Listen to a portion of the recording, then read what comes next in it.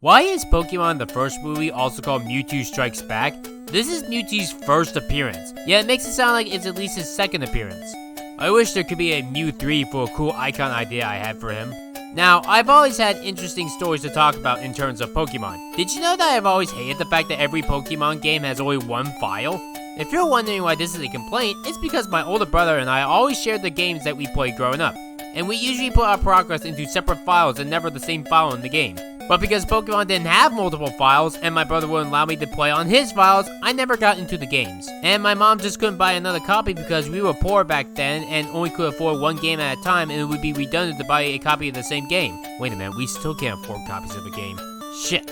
Well, as they say, the more that things change, the more that they stay the same. But when I got into high school, my brother lost interest in the games, but I got into them more. And my high school friends helped me get into the games. I did start with Black and White, but I didn't really get into that game that much. But I did with Pokemon X and Y. My friends and I would play these games for hours battling each other. I had X in case you were wondering, and my main was Halucha. And then I got into Omega Ruby, and then I was into Pokemon even more. It really was the first time I ever got into Pokemon. I played these games for a total of over 140 hours. I know that's not a lot when it comes to true Pokemon fans, but I have a life. And either way, I at least had fun with the games.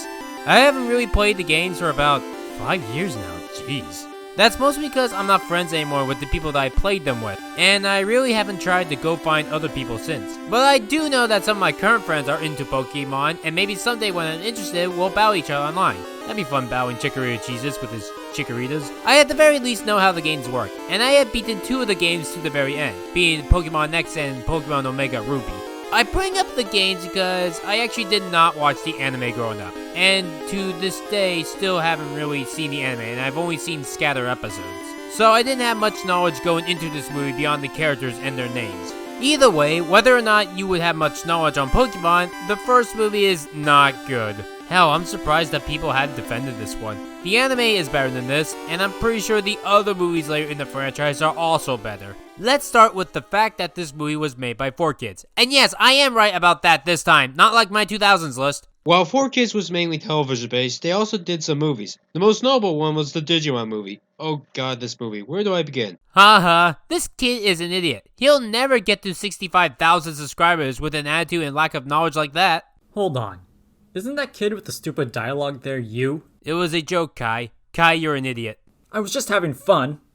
Actually, what Kai just brought up is a good point of problem that I have for this movie. The dialogue in this movie is stupid. And the worst of this is definitely from Brock. This lunch is gonna be just perfect for you, Ash. It's my lazy boy no-chew stew. I should have known there was something fishy about them besides the way they smell. Nurse Joy and Officer Jenny are really great. They just keep getting more beautiful every time I see them. I should say that 4Kids ruin everything that they touch, but you do know what a Pokemon they have contributed, right? I wanna be the very best, like no one ever was. You'd think with them handling Pokemon mostly fine in the past that they could handle their very first movie well, but no, they can't. A lot of this movie's problems are execution issues. It also has ideas that need a couple of rewrites. Okay, so this movie has Mewtwo being controlled by evil humans, and he escapes their evil experiments on him. And this has him believe that the human race is evil and that he wants to wipe it out at least first, but then later he gets a realization that it would be better to do a role reversal. And you know what? That's a good idea. That actually would have been a more interesting movie. Imagine in the first half of the movie, we see the humans actually be abusive to their Pokemon, like when they lose or on a daily basis. Some would notice this, but not everyone would. Hell, maybe Ash could have been abusive a bit to Pikachu without even realizing it. And then Mewtwo could have been the wake-up call to have the Pokemon rise up. And then Mewtwo for fun could have used Brock as a start, and then Brock's one move would be Kick.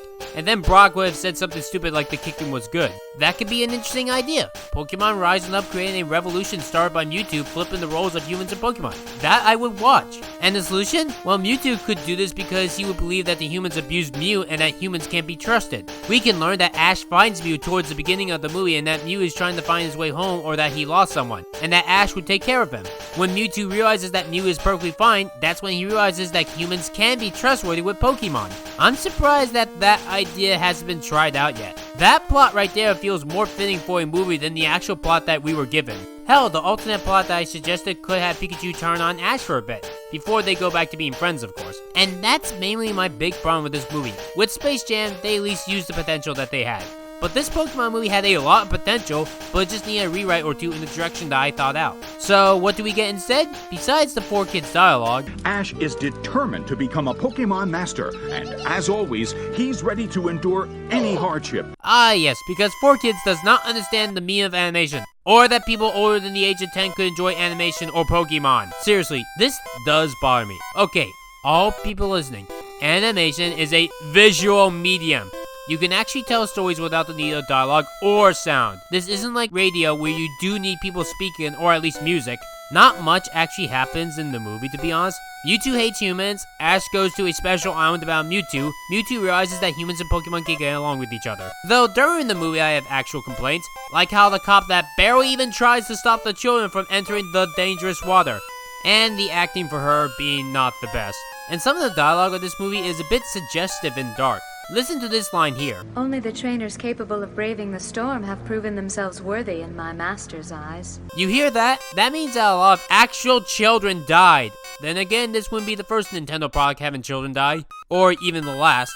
So maybe that's normal for them. It's just still a dark thing to think about. And the Nurse Joy twist I found to be very obvious, and I guessed it right away on my first viewing of this. But then there's that infamous scene with Ash dying. Alright, I want you to listen very closely to the dialogue here. The water of their tears somehow restored the lives lost in the storm.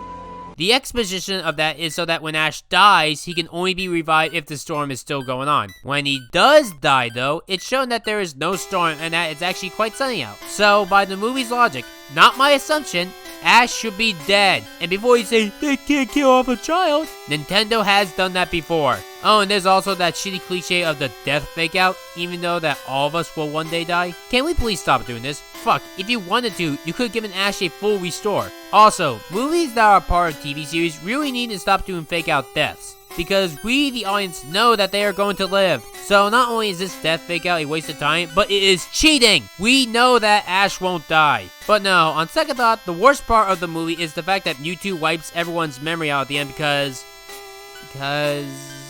Okay, can somebody please help me out on this? Why does Mewtwo wipe out everyone's memories? It makes no sense in context. It makes the characters learn a lesson, forget the lesson entirely. The humans and Pokemon will learn to get along and Mewtwo like that. It also makes the lesson of fighting is bad a waste. Oh god, I almost forgot the shitty moral. Hey, remember when OKKO, that show that constantly had characters fight and use guns, then had an episode saying that guns are bad? Well, the Pokemon first movie did something similar. The literal point of the Pokemon franchise is to battle. That's the point of the video games. That is also the point of the anime. Hell, even Pokemon Go exists for that alone. But no, the movie's message is, fighting is bad.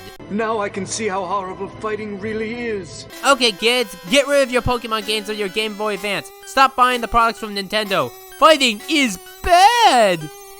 Look, I get it.